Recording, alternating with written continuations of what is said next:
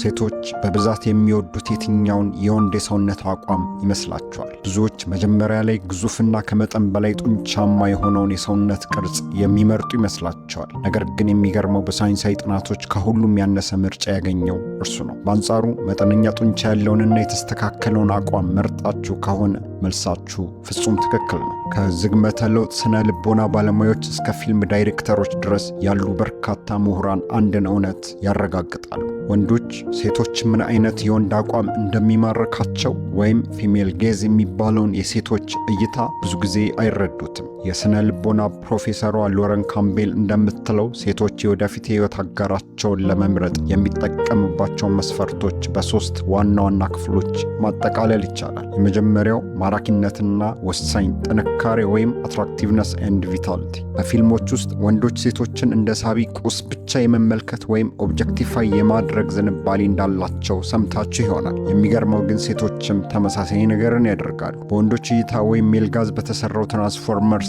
የተሰኘው ፊልም ላይ የሜጋን ፎክስን ታዋቂ ትዕይንቶች ብንመለከት ካሜራው ሙሉ በሙሉ ትኩረቱን የሚያደርገው በወገቧ በከንፈሮቿና በዳሌዋ ላይ ነው። በአንጻሩ በሴቶች እይታ ወይም ፊሜል ጋዝ በተሰራው ትዋይላይት ፊልም ላይ ካሜራው የወንዱን ደረት፣ ትከሻ፣ የሆዱን ሲክስ ፓኮችና የክንዶቹን ጡንቻዎች በጉልህ ያሳየናል። ሆኖም በሴቶች እይታ ተመራጭ የሆኑት ዋና ገጸ ባህሪያት ወንዶች በሚወዷቸው አክሽን ፊልሞች ላይ እንዳሉት ተዋናዮች ከመጠን በላይ ግዙፍና ጡንቻማ አይደሉም። ለምን? ሚስጥሩ ፌክ ሺፍት ኢፌክት ከሚባለው የስነ ልቦና ክስተት የመነጨ ነው። ለሴቶች መጠነኛ ጡንቻማ ሰውነት መሳቢያ ምልክት ወይም አትራክሽን ኪው ነው። ጡንቻቸው ይበልጥ እየጎላ ሲሄድ ሳቢነቱም ይጨምራል። ነገር ግን እዚህ ጋር አንድ ቀጭን መስመር አለ። ጡንቻው ከተገቢው በላይ በጣም ግዙፍና አሳሳቢ ደረጃ ላይ ሲደርስ ተገላቢጦሽ ሆኖ ሳቢነቱን ሙሉ በሙሉ ያጠፈዋል። ወንዶች ሴቶች በትክክል የሚወዱትን የሰውነት አቋም ሲረዱ የሚገረሙትም ለዚህ ነው። ከዚህ በተጨማሪም የዝግመተ ለውጥ ወይም ኢቮሉሽናሪ ሚስጥርም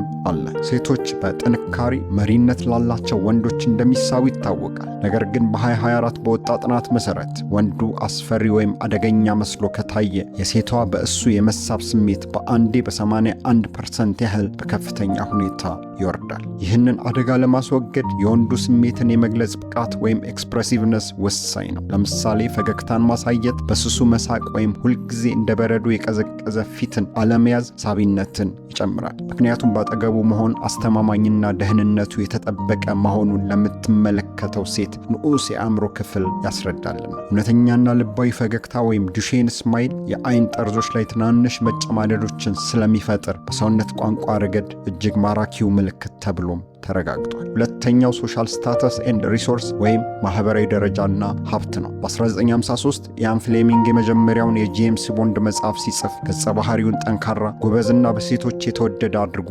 ቀርጾታል። ይህ ሙሉ በሙሉ ለወንድ ተመልካቾች ተብሎ የተፈጠረ ባህሪ ነበር። በአንጻሩ ለሴቶች የተጻፈውን ፕራይድ ኤንድ ፕሪጁዲስ ታሪክን እንመልከት። ዋናው ገጸ ባህሪ ኤልዛቤት የምታገባውን ወንድ መምረጥ አለባት። ምርጫዋ በእነዚህ መካከል ነው። ሚስተር ኮሊን ሀብታምና የተከበረ ነገር ግን ስልቹና በስሜት የማይግባባ ሰው ነው። ሚስተር ዊካም ማራኪ፣ መልከ መልካምና ስሜቷን የሚረዳላት ነገር ግን ውሎ አድሮ ውሸታም መሆኑ የሚታወቅበት ሰው። ሚስተር ዳርሲ ብልህና እጅግ ባለጸጋ ነገር ግን ቀዝቃዛና ኩሩ ሰው። በሴቶች እይታ ውስጥ በተደጋጋሚ የሚታየው ዋነኛው ጭብጥ ምርጫ ወይም ዘ ቾይስ ነው። ሴቷ ሊወዳት ሊጠብቃትና ሊያስተዳድራት የሚችለውን ምርጥ ወንድ መለየት አለባት። ታዲያ ያ ምርጡ ምርጫ ለመሆን ምን ያስፈልጋል? ቀላሉ መንገድ ጠንክሮ መስራት፣ ንግድህን ማሳደግ ወይም በሴቶች ዘንድ ትልቅ ክብር ያላቸውን የሥራ መስኮች መያዝ ነው። ነገር ግን ይህ ጊዜን ይጠይቃል። ስለዚህ ስለ አቋራጩ መንገድ እንነጋገር እስቲ። በ2008 ተመራማሪዎች ሰዎችን ሰብስበው ሁለት የተለያየ እሽግ የወይን ጠጅ እንዲቀምሱ አደረጉ።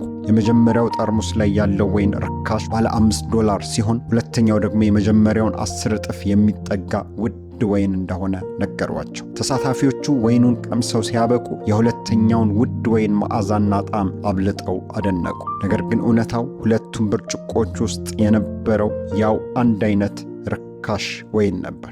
በእሴት ግንዛቤ አብዛኛውን ጊዜ ሰዎች ለአንድ ነገር ወይም ለአንድ ሰው ዋጋ የሚሰጡት በእውነተኛው ይዘትና ማንነት ብቻ ሳይሆን በገነቡት የገጽታ ዋጋ ላይ ተመስርተው ጭምር ነው። ለራስ የምትሰጠው አቀራረብ እጅግ ወሳኝ የሚሆነውም ለዚህ ነው። የተዋናይ ጄሲ አይዘንበርግን ቃለ መጠይቅ እንመልከት እስቲ።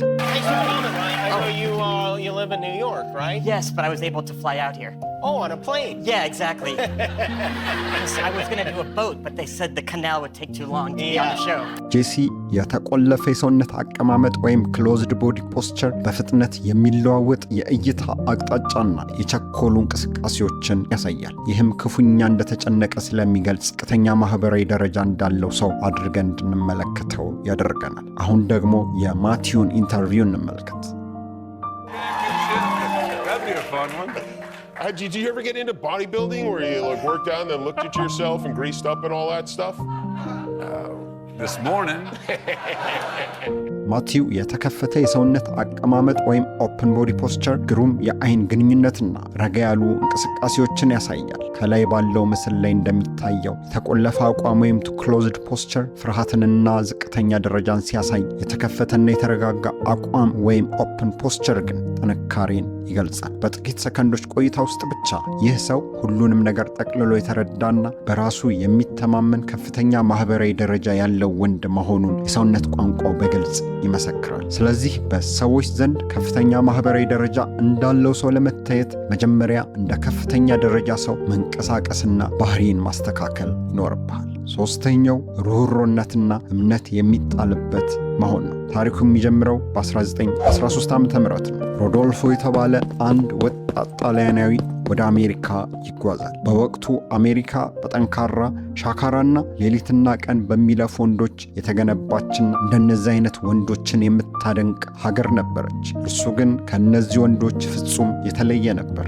ራስን ማስዋብ፣ መደነስና እጅግ ዘንካታ የሆኑ አልባሳትን በጥንቃቄ መምረጥ የሚያስደስተው ስስ ወንድ ወጣት ነበር። በዝቅተኛ ክፍያ ከሚሰራቸው ስራዎች መካከል በአንዱ አጋጣሚ ተከፍሎት ከሴቶች ጋር የሚደንስ አጋር ወይም ዳንስ ፓርትነር ሆነ። ይህ ስራ በወቅቱ ብዙም የሚያስከብር ባይሆንም ለእርሱ ግን የህይወቱ ታላቅ የዕድል በር ነበር። ከሴቶቹ ጋር ባሳለፈው በእነዚያ ሁሉ ጊዜያት ውስጥ አንድ እጅግ ወሳኝ ምስጢርን ተረዳ። ማህበረሰቡ ወንዶች ሻካራና ግትር መሆን አለባቸው እያለ ቢሰብክም ሴቶች ግን ከወንዶች የሚፈልጉት ይበልጥ ጽኑ ልስላሴን፣ ንጽህናንና ጥልቅ የሆነ ስሜታዊ ትስስርን እንደሆነ አስተዋለ። በመሆኑም እነዚህን ማራኪ ጎኖቹን ይበልጥ አጎለበታቸውና በፊልም ኢንዱስትሪ ውስጥ እድሉን ሞከረ። በጥቂት ዓመታት ውስጥም ያ ስም የሌለው ወጣት ሮዶልፎ መሆኑ ቀረ። ይልቁንም ሮዶልፎ ቫለንቲኖ ወይም የላቲኖ አፍቃሪ በመባል በዓለም ስሙ ናኘ።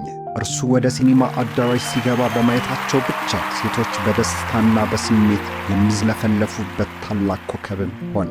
ጆን ግሪን ሜን አር ፍሮም ማርስ ዊሜን አር ፍሮም ቬነስ በተሰኘው ታዋቂ መጽሐፉ ላይ እንደሚያብራራው ወንዶች በተፈጥሯቸው ፍቅራቸውን የሚገልጹት ችግሮችን በቀጥታ በመፍታት ወይም ፕሮብሌም ሶልቪንግ ሲሆን፣ ሴቶች ግን ይበልጥ የፍቅር ስሜት የሚሰማቸው ሲደመጡና ስሜታቸውን በሚገባ ሲረዷቸው ነው። Feminine communication, let's put it that way. Feminine communication is very different from masculine communication.